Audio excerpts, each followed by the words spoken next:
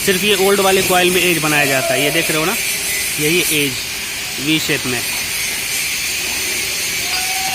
इस तरह का सभी ट्यूब में बनाया जाएगा। वो देखो जो हेडर से निकली हुई छोटी छोटी ट्यूब हैं, स्टब से निकली हुई, वो सभी में भी बनाया जाएगा।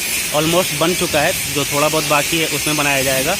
और ये देखो ऊपर की साइड में ये सभी ट्यूब में बनाया जाएगा एज। गाइस ये देखो इस वक्त इकोनोमाइज़र के अंदर में एज प्रिपरेशन का काम हो रहा है। वो जो सामने बंदा है वो ग्राइंडिंग कर रहा है। ये जितनी भी आप कॉइलें देख रहे हो ना, टॉप पोजीशन की, बॉटम पोजीशन की, या फिर ये जितनी भी ट्यूब हैं, ये सभी कॉइल और ये सारी ट्यूबें एक दूसरे से कनेक्ट होती हैं, वेल्ड होती हैं। और वेल्ड होने से पहले ही एज प्रिपरेशन का काम होता है, मतलब कि वी शेप में बनाया जाता है एज।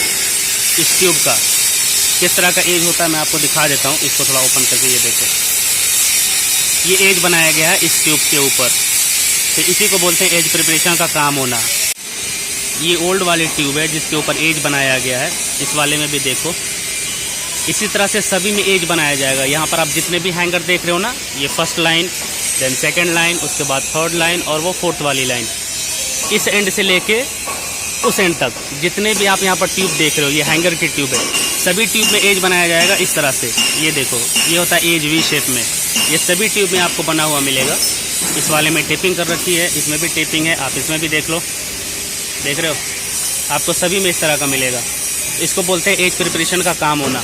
ये देखो सामने में जो बंदा है ना, वो ग्राइंडर मैन है और ग्राइंडिंग मशीन से एज प्रिपरेशन का काम हो रहा है। और वो जो उसके हाथ में ग्राइंडिंग मशीन है, उसी ग्राइंडिंग मशीन से इस तरह का एज बनाया जाता है वी शेप में। ये आपको ओल्ड वाली सभी ट्यूब में बनेगा एक एक करके। यहाँ पर जितने भी आप हैंगर के ट्यूब देख रहे हो, यहाँ पर अभी टोटल 3 ग्राइंडर मैन है, एक उस जगह पे और दूसरा आपको यहाँ पर था, उसकी मशीन अभी ख़राब हो गई है, वो बाहर की तरफ गया है मशीन बनवाने के लिए। और एक थर्ड में नीचे, तो जो थर्ड वाला है वो जो स्टब देख रहे हो, हेडर से निकले हुए ट्यूब हैं छोटे छोटे, उसमें ग्राइंडिंग का काम हो रहा है, मतलब कि एज प्रिपरेशन का काम हो रहा है। और बाकी 2 ग्राइंडर मैन इस वाले हैंगर का काम कर रहे हैं। यहाँ पे जितने भी आप हैंगर देख रहे हो ऊपर की साइड में, ये जो 4 लाइन में, ये सभी हैंगर में एक एक करके एज प्रिपरेशन का काम होगा। उसके बाद वेल्डिंग का काम स्टार्ट होगा, जिसे हम लोग HP वेल्डिंग बोलते हैं। और ये जो भी एज प्रिपरेशन का काम होता है ना, वो सब कुछ पहले करना पड़ता है, मतलब कि HP जॉइंट से पहले। अब मैं आपको ऊपर की साइड दिखाता हूँ। ये देखो ये जितनी भी आप ट्यूब देख रहे हो ना, ये लाइन से, ये फर्स्ट लाइन, उसके बाद वहाँ सेकंड लाइन, फिर थर्ड, उसके आगे फोर्थ, ये जितनी भी ट्यूब आप देख रहे हो, ये सब हैंगर की ट्यूब है।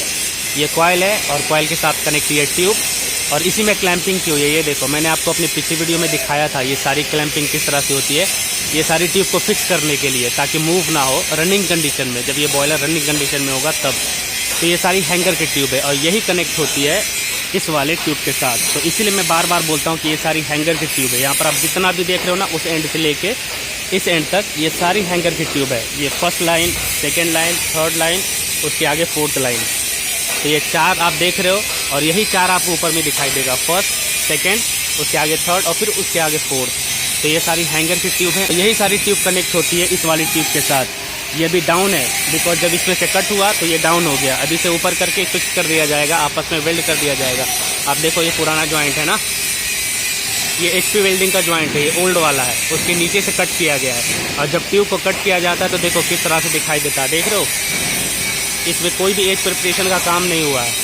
इसी के सरफेस को सही करने के लिए और वी शेप में बनाने के लिए वहाँ पर देखो ग्राइंडिंग मशीन चल रही है, और उसी ग्राइंडिंग मशीन से इस तरह का एज बनाया जाता है वी शेप में। इस तरह का आपको ओल्ड वाले में बनाया जाएगा, और जो न्यू कॉइल आएगा अंदर की तरफ, उसमें ऑलरेडी बना होता है पहले से ही। तो फिर बाद में क्या होगा कि जब सेम चीज़ें आपस में मिल जाएंगी एज टू एज, तो वेल्ड करने में आसानी होती है। ये देख लो किस तरह से एज प्रिपरेशन का काम होता है ग्राइंडिंग मशीन से।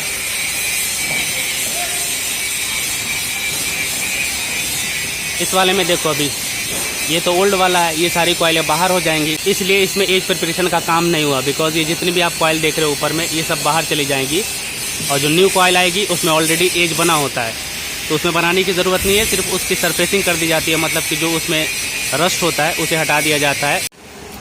ये देख लो गाइस, कहाँ कहाँ पर सेफ्टी बेल्ट को यूज़ किया जाता है। उसने भी सेफ्टी बेल्ट लगा रखा है, इसने भी लगा रखा है, देखो इसने भी लगा रखा है, और इस बंदे ने भी लगा रखा है, और उसने भी सेफ्टी बेल्ट लगा रखा है।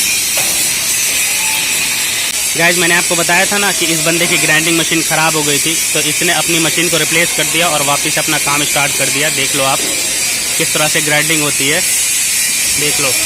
मैं सब कुछ आपको लाइव दिखा रहा हूँ किस तरह से पावर प्लांट में काम होता है। ये सारी इंटरनल बातें हैं जो मैं आप लोगों को बता रहा हूँ और दिखा रहा हूँ। इस तरह की नॉलेज आपको किसी भी बुक के सिलेबस में नहीं मिलेगी, ना ही यूट्यूब पर और ना ही किसी गूगल पर मिलेगी। मैं आप लोगों से जो भी इन्फॉर्मेशन शेयर करता हूँ ना पावर प्लांट से रिलेटेड, वो आपको कहीं और नहीं मिलेगी हमारे चैनल के अलावा।